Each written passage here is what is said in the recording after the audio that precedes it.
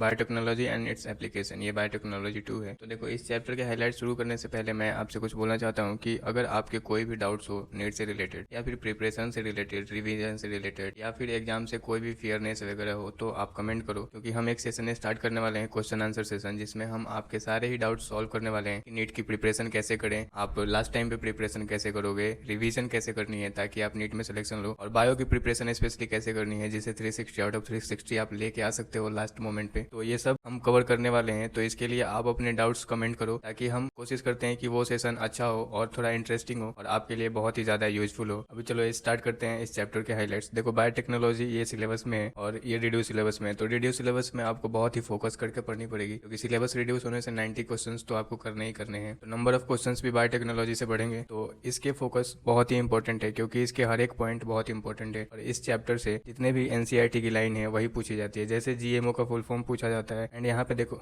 एक पॉइंट मैंने बाहर लिख रखी है, तो वो पॉइंट मैं कंफ्यूज होता हूँ, उसको याद नहीं होती है। वो ऑल एक्चुअली एनसीईआरटी में लिखी हुई है, फिर भी मैंने उसे बाहर सिस्टमेटिक वे में लिखा है ताकि वो मुझे सिस्टमेटिक वे में जल्दी से याद हो। तो ऐसे कई सारे कॉम्प्लेक्स चीज को आप सिस्टमेटिक तरीके से लिख के आप उसे ईजी बना सकते हो और अपने प्रिपरेशन को बूस्ट कर सकते हो। अब देखो, यहाँ पे भी मैंने कुछ पॉइंट्स बाहर लिखे हैं जो मैं इसको बार बार भूलता था और बार बार कन्फ्यूजन क्रिएट होने से निगेटिव मार्किंग करता था।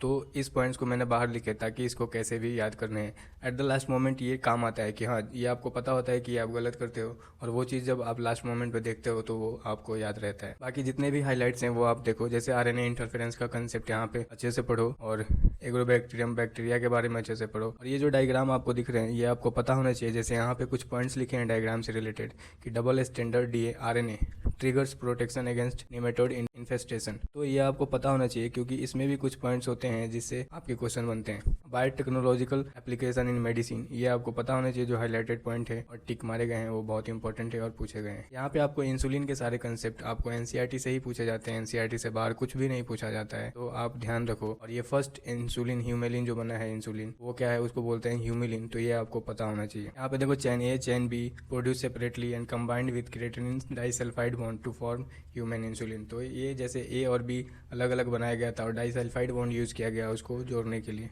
एक और प्रोसेस होती है जिसमें सी पेप्टाइड बनता है। तो सी पेप्टाइड जो होता है not present in mature insulin, उसको बाहर कर दिया जाता है। तो ये सारे कंसेप्ट आपको पता होने चाहिए।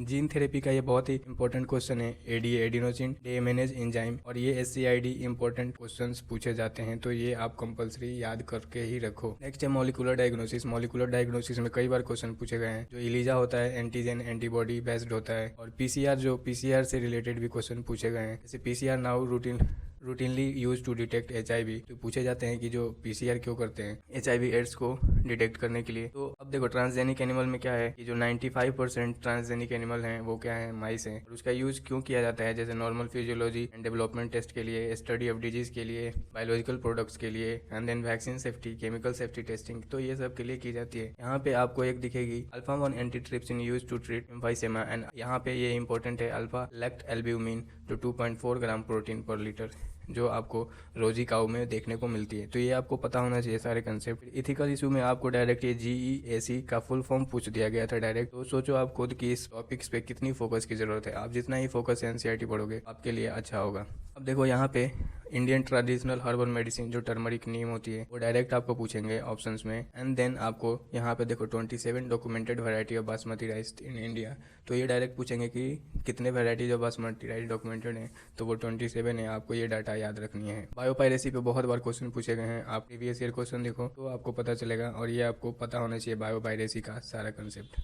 तो ये चैप्टर यहाँ पे खत्म होता है। और आपको कोई भी डाउट है तो कमेंट करो, और नीट एस्पिरेंट हो तो सब्सक्राइब करो और अपने नीट एस्पिरेंट दोस्तों को शेयर करो। So all the best NEET aspirants, keep connected, stay connected, all the best.